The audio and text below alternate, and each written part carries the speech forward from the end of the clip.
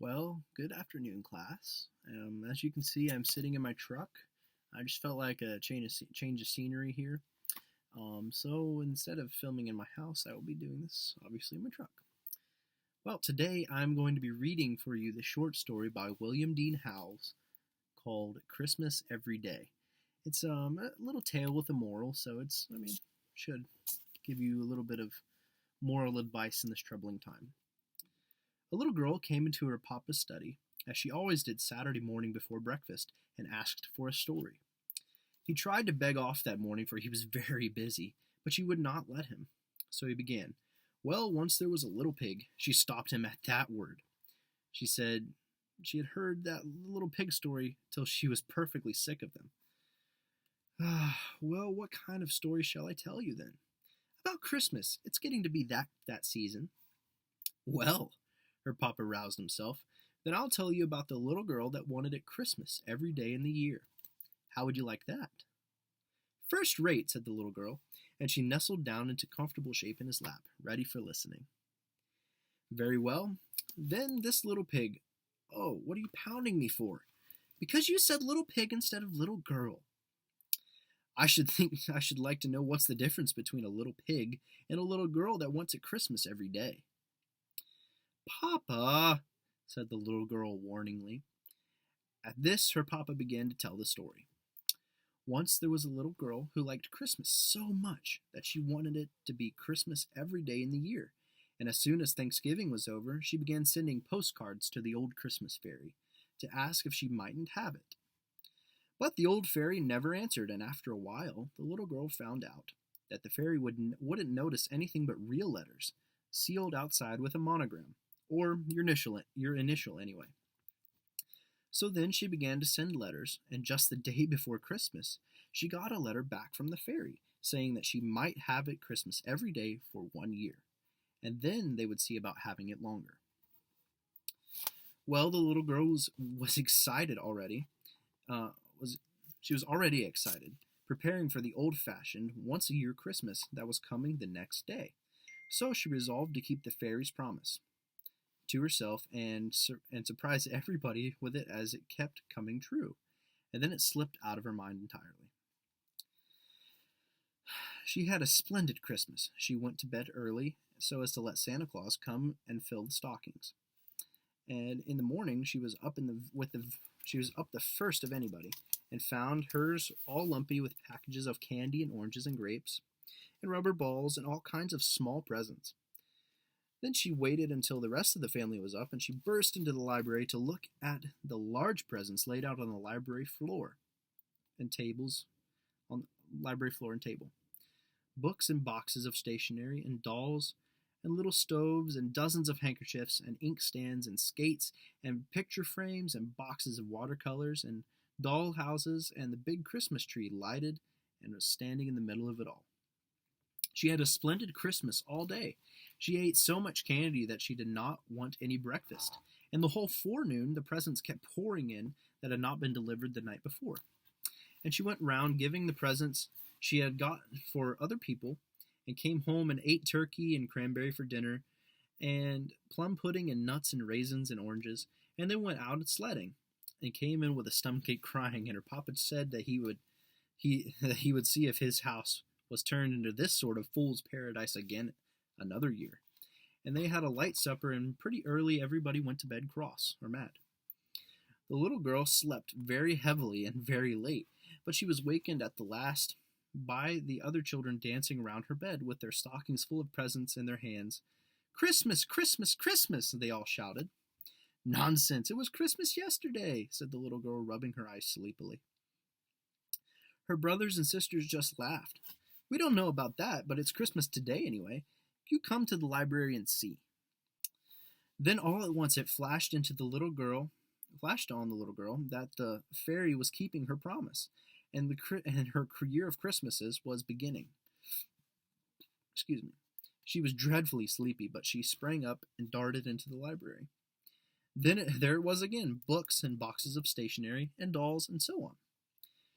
There was the Christmas tree blazing away, and the family picking out their presents, and her father looking perfectly puzzled, and her mother ready to cry.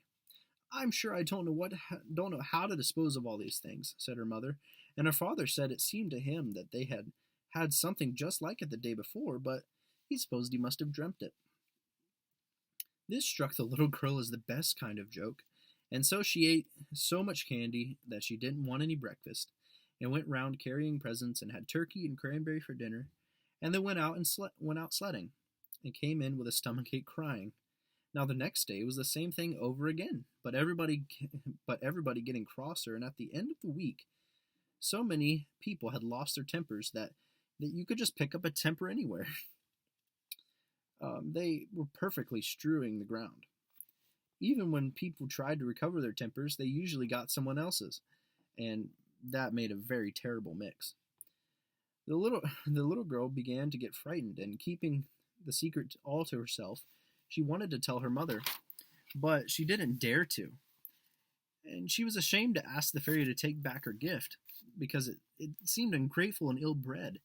So it went on, and it was Christmas on St. Valentine's Day and Washington's birthday, just the same as any other day. And it didn't skip even the 1st of April, though everything was counterfeit that day, and that was some little relief. After a while, the turkeys got awfully scarce and selling for about $1,000 apiece. They got to passing off almost anything as turkeys, even half-grown hummingbirds. And, well, cranberries, well, they asked a dime a piece for cranberries. All the woods and orchards were cut down for Christmas trees. After a while, they had to make Christmas trees out of rags. But there were plenty of rags because people got so poor buying presents for each other that, they couldn't get new clothes. And they just wore their old ones to tatters. They got so poor that everybody had to go to the poorhouse, except the confectioners and the storekeepers and the booksellers, and they all got so proud and rich that they would hardly wait upon a person when he came to buy. It was perfectly shameful.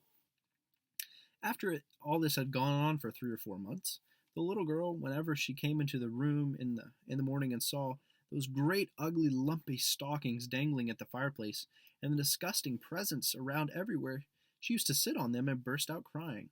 In 6 months, she was perfectly exhausted, and she couldn't even cry anymore. And how it was on the 4th of July, oh my. On the 4th of July, the first boy in the United States woke up and found out that his firecrackers and his toy pistol and $2 collection of fireworks were nothing but sugar canes and candy painted to look like fireworks. Before 10 o'clock, every boy in the United States discovered his 4th of July things had turned into Christmas things, and they were all so mad. The 4th of July orations all turned into Christmas carols, and when anybody tried to read the Declaration of Independence, instead of saying, "When in the course of human events it becomes necessary," he was sure to sing, "God rest ye merry gentlemen." It was all perfectly awful. And in the beginning of October, about the beginning of October, the little girl took to sitting down on dolls wherever she found them. She hated the sight of them so, and by Thanksgiving she just slammed her presents across the room. By that time, people didn't carry presents around nicely anymore. They flung them over the fence or through the window, and instead of taking great pains to write, "For dear Papa," or Mama, or brother or sister, they used to write, "Take it, you horrid old thing," and then go and bang it against the front door. Nearly everybody had built barns to hold their presents, but pretty soon the barns just overflowed, and then they used to let them lie out in the rain or anywhere. Sometimes the police used to come and tell them to shovel their presents off the sidewalk or they would arrest them. Before Thanksgiving came, it had leaked out who caused all these Christmases. The little girl who had suffered so much that the little girl had suffered so much that she had talked about it in her sleep, and after that hardly anybody would play with her because if it had not been for her greediness, it wouldn't have happened. And now when it came to Thanksgiving, she wanted them all to go to church and have turkey and show their gratitude, but they said that all the turkeys had been eaten because of her old Christmas dinners, and if she would stop the Christmases, they would see about the gratitude. And the very next day, the little girl began sending letters to the Christmas fairy and then telegrams to stop it, but it didn't do any good. And then she got to calling at the Christmas fairy's house, but the girl that came to the door always said, she's not home, or she's engaged, or doing something, or, something like that. And so it went on till it came to the old once-a-year Christmas Eve. The little girl fell asleep, and when she woke up in the morning, she found that it was nothing but a dream, suggested the little girl. No, indeed, said her papa. It was all very, very true. What did she find out then? Why, that it wasn't Christmas at last, and wasn't ever going to be any more ever again. Now, it's time for breakfast. The little girl held her papa fast around the neck. You can't go if you're going to leave it that way. How do you want it left? Christmas once a year. Okay, said her papa, and he went on again. Well, with no Christmas ever again, there was the greatest rejoicing all over the country. People met together everywhere and kissed and cried for joy.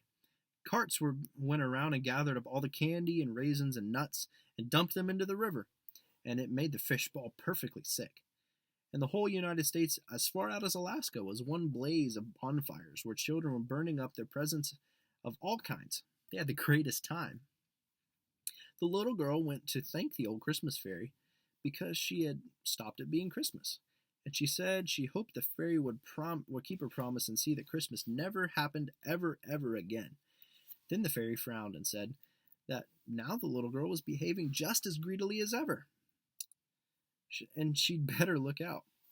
This made the little girl think it all over carefully again, and she said she would be willing to have a Christmas once in 1,000 years. Then she said once in 100. Then she said once in 10. And at last she got down to once every year. Then the fairy said that was the good old way that had pleased people ever since Christmas began, and she was agreed to it. Then the little girl said, What are your shoes made out of? The fairy said, Leather. And the little girl said, Bargain's done forever, and skipped off and hippity-hopped the whole way home, and she was so glad. How will that do? Said the girl's father. First rate, said the little girl, but she hated to have the story stop and was rather sober. However, her mother put her head in at the door and asked her papa, Are you coming to breakfast? What have you been telling that child? Her father said, Oh, just a story with a moral. Well, I hope you've enjoyed this little story that I've read to you today, and I hope it might brighten your day in some small degree. Thank you very much.